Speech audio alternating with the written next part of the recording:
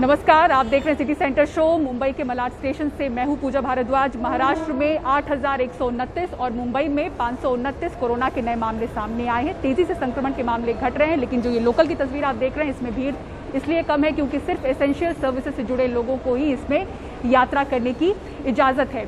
तो इन्हीं तस्वीरों के साथ शो की शुरुआत कर रहे हैं और सबसे पहले रिपोर्ट आपको दिखाते हैं अयोध्या से। अयोध्या के राम जन्मभूमि ट्रस्ट द्वारा 2 करोड़ की जमीन को 18.5 करोड़ में खरीदे जाने को लेकर बड़ा विवाद खड़ा हो गया है। विपक्ष का कहना है कि जो ट्रस्ट के लोग हैं वो रामलला के मंदिर के लिए दान के पैसे में भ्रष्टाचार कर रहे हैं। सीबीआई और ईडी से जांच की मांग उठ रही है। कमाल खान की रिपोर्ट देखिए। अयोध्या में 12,080 स्क्वायर मीटर में फैली हुई अमरूद की बाग देखने में तो आम बाग जैसी लग रही है, लेकिन आज ये हिंदुस्तान में एक बहुत बड़े विवाद का केंद्र बनी हुई है। इस वजह से कि इस जमीन को पहले 2 करोड़ रुपए में किसी ने रजिस्ट्री कराई और उसके चंद मिनटों के बाद 18.5 करोड़ रुपए में इसको राम जन्मभूमि ट्रस्ट ने खरीद लिया। अयोध्या से ही समाजवादी पार्टी के विधायक और मंत्री रहे पवन पांडे ने यह मुद्दा उठाया। दिलचस्प ये है कि 18 मार्च को जब ये बाग हरीश पाठक और कुसुम पाठक ने 2 करोड़ में सुल्तान अंसारी और रवि मोहन तिवारी को बेची, तो उसमें अयोध्या के मेयर ऋषिकेश उपाध्याय और राम जन्मभूमि ट्रस्ट के मेंबर अनिल मिश्रा की गवाही है। और चंद मिनटों बाद जब राम जन्मभूमि ट्रस्ट को 18.5 करोड़ में रजिस्टर्ड एग्रीमेंट किया गया, तो उसमें भी वही गवाह हैं। तो मेरा पहला सवाल है कि अचानक ऐसी कौन सी स्थिति बन गई कि जो जमीन 2 करोड़ रुपए में ली गई वो 5 मिनट बाद 18.5 करोड़ रुपए की हो गई। दूसरी चीज, क्या जितने प्रॉपर्टी डीलर हैं उनको ट्रस्टी महोदय संरक्षण दे रहे हैं? अयोध्या में जमीन विवाद से जुड़े ज्यादातर लोग हमें अपने घरों पे नहीं मिले। अयोध्या में कुसुम पाठक और हरीश पाठक के घर पे ताला बंद है। ये वे लोग हैं जिन्होंने 2 करोड़ में बाग की जमीन को 2 लोगों को बेचा था, जिन्होंने 18.5 करोड़ में राम जन्मभूमि ट्रस्ट को बेच दिया। बाग खरीदने वाले सुल्तान अंसारी के घर भी हम पहुंचे, लेकिन वहां हमें बताया गया कि वो सुबह से ही घर में नहीं हैं। यही हाल रवि मोहन तिवारी के घर का था।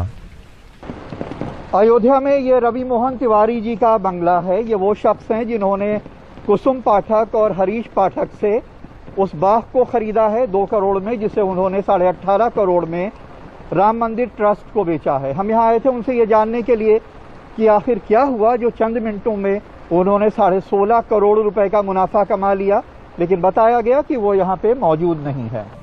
इस मुल्क में भगवान राम की हैसियत बहुत बड़ी है और अगर आबादी के लिहाज से देखें तो इस जमीन पर प्रभु यीशु और पैगंबर मोहम्मद साहब के बाद वो सबसे बड़ी आबादी के आराध्य हैं।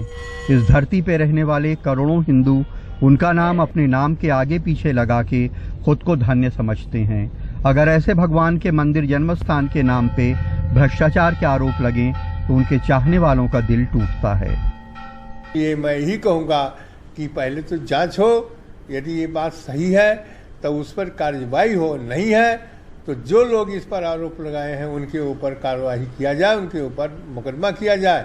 हर व्यक्ति ने 1-1 रुपया भव्य और दिव्य राम जन्मभूमि मंदिर निर्माण के लिए दिया है। इस पैसे का किसी भी प्रकार का दुरुपयोग नहीं होना चाहिए। अगर किसी ने दुरुपयोग किया है, अगर करने का कोशिश करता है, तो इसकी जांच हो और जांच में जो लोग पाए जाए उनके ऊपर सख्त से सख्त कार्रवाई हो। अयोध्या में आज भी राम जन्मभूमि ट्रस्ट की मीटिंग हुई, लेकिन चंपत राय ने प्रेस का सामना नहीं किया और पुलिस सुरक्षा में चुपचाप निकल गए। हाँ, कल जरूर उन्होंने ये कहा था कि उन्हें इन आरोपों की परवाह नहीं, ये गलत है। हमको आरोप लगते ही रहते हैं। मैं 100 साल से आरोप ही देख रहे हैं हम लोग। हम पर महात्मा गांधी की हत्या के आरोप से हम चिंता नहीं करते। आप भी चिंता मत करिए, आप खूब लगाइए। You are yes, I accept, I ready, you also, you do it. आप अपना काम करिए, हम अपना काम करेंगे। आपने देखा कि किस तरह ये खूबसूरत अमरूद की बाग एक बदसूरत विवाद का मुद्दा बनी है और ये विवाद कहाँ पे खत्म होता है अभी कुछ पता नहीं। अयोध्या में प्रमोद श्रीवास्तव और राजेश गुप्ता के साथ कमाल खान, एनडीटीवी इंडिया। और दिल्ली में लॉकडाउन लगभग खत्म हो चुका है, बस कुछ पाबंदियां बाकी हैं। बाजार में सभी दुकानों को एक साथ खुलने की छूट दे दी गई है। शरद शर्मा की एक ग्राउंड रिपोर्ट देखिए। दिल्ली का दिल कहा जाने वाला कनॉट प्लेस सोमवार 19 अप्रैल के बाद पहली बार सोमवार 14 जून को यहां सभी दुकानें एक साथ खुली। चहल पहल बढ़ी। थोड़ा सा इससे महामारी से निजात मिले, अच्छा, इसके लिए अपने आप को भी कॉन्फिडेंस करना था। अच्छा, तो थोड़ा शॉपिंग करने चले इधर। तो शॉपिंग करने आए या घूमने आए आप? नहीं, कुछ शॉपिंग भी करनी थी, थोड़ा सा घूमना भी था। 3-4 महीने हो गए जब से नहीं आना। आप फ़ोन रिपेयर कराने आए हैं? जी। क्या लॉकडाउन में ख़राब हो गया था फ़ोन? ख़राब हो गया था। अच्छा, और बंद पड़ा हुआ था, ये तो काफ़ी दिनों बाद आज खुला है। अच्छा, तो थोड़ी खुशी सी महसूस हुई है। अच्छा, तो कि हमारा मोबाइल ठीक हो जाए। तो कितने दिन हो गए आपके फ़ोन ख़राब हुए? 1 महीने के आसपास। अच्छा, 1 महीना। तो लॉकडाउन में परेशान थे आप? बहुत ज़्यादा परेशान थे। हालांकि दुकानदार अभी आशावादी नहीं दिख रहे हैं। कोई आइडिया नहीं, इसका कोई प्रोडिक्शन नहीं करे जा सकता। और इवन के बाद आज पहला दिन ही है जब रेगुलर हुई है शॉप, तो हाँ, मुझे नहीं लगता इतने आराम से बूस्टअप होगा। 2 महीने के बाद पहली बार दिल्ली में रेस्टोरेंट खुले, लेकिन 50% सीटिंग कैपेसिटी के साथ। लोगों ने लुत्फ उठाया, रेस्टोरेंट्स मालिकों ने राहत की सांस ली। देखो, अच्छा ही लगता है सबको, हाँ, क्योंकि एक बंधन सा तो घर में रहता ही है, पर चले है हमारे भले के लिए था वो। हाँ, पर फिर भी एक रिस्ट्रिक्शंस तो होती हैं, जब रिलीज की जाती हैं तो अच्छा लगता है। 2-3 दिन पहले से लोगों के फ़ोन आने शुरू हो गए थे कि आपका खुल रहा है, मंडे को खुल रहा है, इस बार अनलॉक में खुल जाएगा नहीं खुल जाएगा, हम आना चाहते हैं। तो लोगों का तो है कि हम बाहर निकलें, बहुत दिनों से अंदर बंद हैं। तो ये अच्छा है, स्वागत का योग्य है कि आज से खुल गया है। सोमवार सुबह सैलून खुलते ही लोगों ने बाल कटवाए, दाढ़ी बनवाई। 2 महीने बाद कम से कम मेरे को 2 मंथ्स हो गए। लास्ट याद आ रहा है कब आप आए थे यहाँ पर? अप्रैल फर्स्ट वीक में आया था मैं। फर्स्ट वीक में? अच्छा, तो अभी क्या हेयर कट कराने आए हैं? हाँ जी, हेयर कट कराने आए हूँ, शेविंग कराने आए हूँ। जैसे ही हमने खोला तो काफ़ी हमारे को कॉल्स आने लगी और काफ़ी अपॉइंटमेंट्स आने लगी, और क्लाइंट्स जो वॉक इन क्लाइंट है वो भी काफ़ी आने लगा। हाँ। तो हम कोशिश कर रहे हैं कि अपॉइंटमेंट बेसिस पे ही बुलाए लोगों को, जो लोग प्रेफर भी कर रहे हैं। तो हमारी यही कोशिश है कि आगे जब तक कोरोना है तो हम कोशिश कर रहे हैं कि अपॉइंटमेंट बेसिस पे ही बुलाएं। तो ये बहुत ज़रूरी इसलिए भी था कि जब दिल्ली के अंदर बाज़ार खोल दिए गए, जब दिल्ली के अंदर दफ्तर खोल दिए गए, तो जब दफ्तर और बाज़ार खोले हैं तो इंसान को ठीक ठाक तो दिखना ज़रूरी है। तो 2 महीने से जो लोग ठीक ठाक नहीं दिख पा रहे थे, तो उनके लिए एक सहूलियत अब हो गई है कि सैलून खुल गए हैं, तो अपने आप को ठीक ठाक आप करवा सकते हैं और ठीक ठाक करवा के अपने काम धंधे पर आप जा सकते हैं। कुल मिलाकर दिल्ली में लॉकडाउन अब नाम का रह गया है, लेकिन अगर लोगों ने कोरोना नियमों का पालन नहीं किया तो सख्ती होने में भी देर नहीं लगेगी। दिल्ली से शरद शर्मा, एनडीटीवी इंडिया। लोक जनशक्ति पार्टी में बगावत हो गई है। चिराग पासवान को छोड़कर पार्टी के 5 सांसद एक साथ जुटे और लोकसभा अध्यक्ष से मिलकर उन्होंने चिराग की जगह उनके चाचा पशुपति पारस को संसदीय दल का नेता बनाने की अपील की। हालात कुछ ऐसे नजर आए कि चिराग पासवान अपने चाचा से मिलने के लिए उनके घर पहुंचे, लेकिन मिल नहीं पाए। लोक जनशक्ति पार्टी में अलग थलग कर दिए गए चिराग पासवान सोमवार दोपहर से पहले अपने चाचा और हाजीपुर से सांसद पशुपति कुमार पारस से मिलने उनके घर पहुंचे। करीब 2 घंटे इंतजार करते रहे, मुलाकात नहीं हुई। इससे पहले एलजेपी के बागी गुट के नेता पशुपति कुमार पारस ने प्रेस कॉन्फ्रेंस कर ऐलान किया कि पार्टी सांसदों ने चिराग पासवान से अलग होने का फैसला किया है। कोई शिकायत नहीं है। मैंने स्वयं आपको कहा कि मैं पार्टी तोड़ा नहीं हूँ। पार्टी ओरिजिनल पार्टी लोक जनशक्ति पार्टी है, इसकी पार्टी रहेगी, उसमें चिराग पासवान जी आ रहे हैं। ये सारा खेल वैसे रविवार को ही पूरा हो चुका था, जब पार्टी के 5 सांसदों ने लोकसभा अध्यक्ष ओम बिरला से मिलकर चिराग की जगह पशुपति कुमार पारस को नेता बनाने की मांग की। सांसदों का मानना है कि चिराग ने नीतीश को निशाने पर लेकर पार्टी का काफी नुकसान किया है। मेरे लिए तो मेन वजह वो हुआ, पारस जी जैसे एक्सपीरियंस्ड आदमी को बिहार प्रदेश अध्यक्ष हटाना, वो भी एक गलत स्ट्रैटेजी रहा। जानकार मान रहे हैं कि इस टूट के पीछे जेडीयू का हाथ है। हालांकि जेडीयू इसे लोजपा का अंदरूनी मामला बता रही है। तो इसके पीछे जेडीयू का कोई हाथ नहीं है? नहीं, कोई हाथ नहीं। हम लोग एनडीए के साथ रह के चुनाव लड़ना चाहते हैं, बिहार में काम करना चाहते हैं। जिस प्रकार से एलजेपी के नेता श्री चिराग पासवान ने एनडीए को कमजोर करने का प्रयास किया, जिसके रहते एनडीए का भी संख्या बल कम हुआ और एलजेपी लगभग समाप्ति की तरफ चली गई, ये उससे उत्पन्न हुई निराशा है, कुंठा है और गुस्सा है। वैसे चिराग से अलग हुए गुट ने एनडीए के प्रति अपनी प्रतिबद्धता दिखाई है।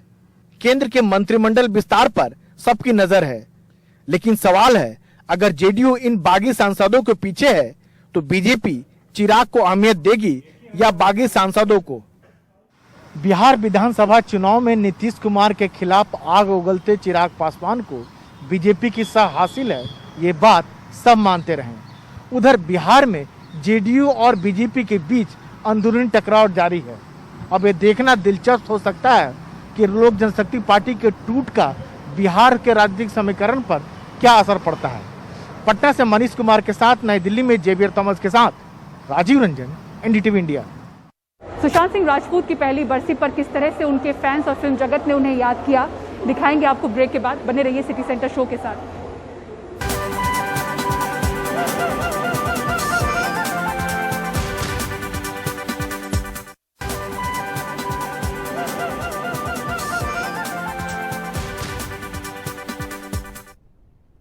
और मशहूर अभिनेता सुशांत सिंह राजपूत की मौत को 1 साल बीत चुका है, लेकिन उनकी मौत से जुड़े जितने सवाल उठे थे उनका जवाब नहीं मिल सका है, जबकि मुंबई पुलिस और सीबीआई सहित 5 एजेंसियां इस मामले की जांच कर चुकी है। सुनील सिंह की रिपोर्ट देखिए। ऐसा एक भी लम्हा नहीं गुजरा जब मुझे लगा हो कि तुम यहाँ नहीं हो। वे कहते हैं समय हर जख्म भरता है, लेकिन तुम ही तो मेरा समय थे, मेरा सब कुछ।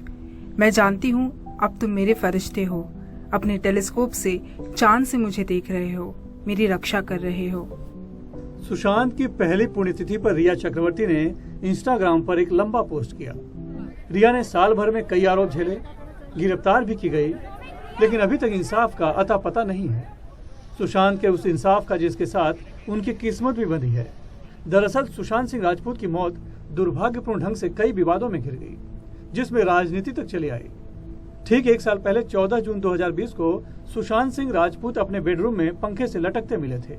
उस समय घर में दोस्त और creative art director Siddharth Pithani के साथ 3 नौकर भी थे। पहले मुंबई पुलिस ने इसे खुदकुशी का केस माना, लेकिन सुशांत के परिवार ने हत्या का शक जताया और एफआईआर दर्ज कराने की मांग की। सुशांत की दोस्त रिया चक्रवर्ती के परिवार पर 15 करोड़ के गबन का आरोप भी लगाया, जिसकी अभी तक पुष्टि नहीं हुई है।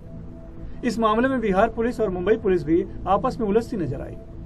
अदालत के आदेश पर अगस्त महीने में सीबीआई ने जांच शुरू की, लेकिन अभी तक ना तो कोई गिरफ्तारी की है और ना ही कोई खुलासा किया है। ईडी भी मनी लॉन्ड्रिंग की जांच कर रही है। रिया चक्रवर्ती के फोन से ड्रग से जुड़े चैट रिट्रीव होने के बाद एनसीबी भी मामला दर्ज कर रिया चक्रवर्ती और उसके भाई शोविक सहित 35 के करीब लोगों को गिरफ्तार कर चुकी है। सुशांत सिंह राजपूत की मौत में राजनीति भी खूब हुई, जो साल भर बाद भी जारी है। हम ये प्रश्न पूछना चाहते हैं, सीबीआई अभी भी चुप क्यों है? इस प्रकरण का सत्य अभी भी छुपाया क्यों जा रहा है? सीबीआई अंतिम निष्कर्ष क्यों नहीं सुना रही? निश्चित तौर पर सीबीआई के ऊपर उनके दिल्ली के वरिष्ठों का बहुत बड़ा दबाव है, क्योंकि इस प्रकरण का इस्तेमाल महाराष्ट्र विकास आघाड़ी सरकार को बदनाम करने के लिए किया था। जानबूझ करके सुशांत के कमरे के बेड से लेके फैन तक सारा फर्नीचर वहां से रातों रात हटाया गया। पूरे घर को कलर करने की क्या जल्दबाजी थी? घर मूल मालिक को इस सरकार ने सौंप दिया। 65 दिनों के अंतराल में समूचे देश ने देखा कि किस प्रकार से सबूत मिटाने का दुस्साहस महाराष्ट्र सरकार ने किया। साल भर पहले सुशांत सिंह राजपूत की मौत पर जिस तरह के आरोप लगाए गए, उनमें से एक की भी अभी तक पुष्टि नहीं हो पाई है।